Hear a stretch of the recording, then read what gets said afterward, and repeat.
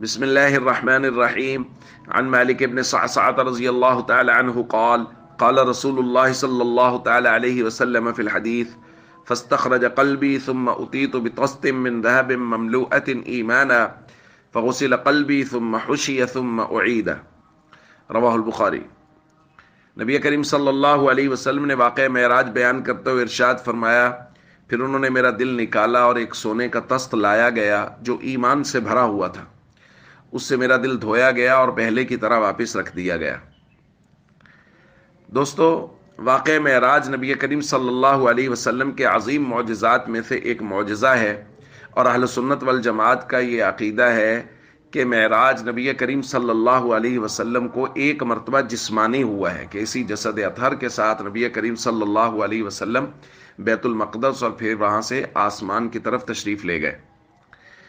دیکھیے، معراج کے متعلق دو لفظ استعمال ہوتے ہیں، ایک اسراء اور ایک معراج۔ قرآن کریم میں سبحان الذی اسرا بعبدہ اسراء کا لفظ استعمال کیا گیا ہے، احادیث میں معراج کا لفظ استعمال کیا گیا ہے۔ اس سفر کے دو اہم حصے ہیں، ایک یہ ہے کہ نبی کریم صلی اللہ علیہ وسلم کو مکہ مکرمہ سے بیت المقدس لایا گیا، جہاں نبی کریم صلی اللہ علیہ وسلم نے انبیاء کی جماعت کرائی، اور اس کے بعد دوسرا حصہ سفر کا ہے کہ نبی کریم صلی اللہ علیہ وسلم نے آسمانوں کی طرف سفر شروع کیا۔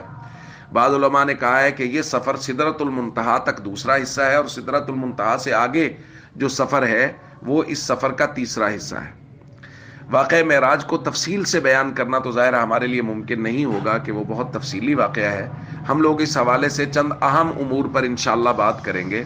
بس آج ہم ابتدائی بات کرتے ہیں کہ نبی کریم صلی اللہ علیہ وسلم رات کے وقت آرام فرما رہے تھے کہ جبریل امین آئے اور انہوں نے نبی کریم صلی اللہ علیہ وسلم کو اٹھایا۔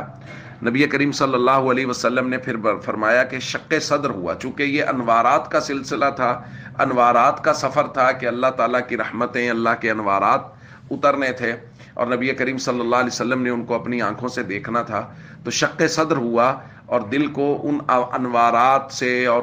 اس ایمان سے اور حکمت سے بھرا گیا تاکہ اللہ رب العزت کی تجلیات کو اور انوارات کو نبی کریم صلی اللہ علیہ وسلم کا دل ان کا تحمل کر سکے۔ پھر اس کے بعد حضور علیہ الصلوۃ والسلام نے فرمایا ثم اتیت بدابۃ دون البغل وفوق الحمار ابیض، سفید رنگ کا گدھے سے کچھ بڑا اور خچر سے کچھ چھوٹا ایک جانور لایا گیا جس کو براق کہا جاتا ہے، اور نبی کریم صلی اللہ علیہ وسلم نے اس کے بارے میں ارشاد فرمایا کہ جہاں نظر پڑتی تھی وہاں اس کا پاؤں پڑ جاتا تھا۔ تو اس تیز رفتار سواری پر نبی کریم صلی اللہ علیہ وسلم کو سوار کر کے یہ معراج کا سفر شروع کروایا گیا۔ انشاءاللہ اس کی تفصیلات ہم پڑھیں گے۔ والسلام علیکم ورحمۃ اللہ وبرکاتہ۔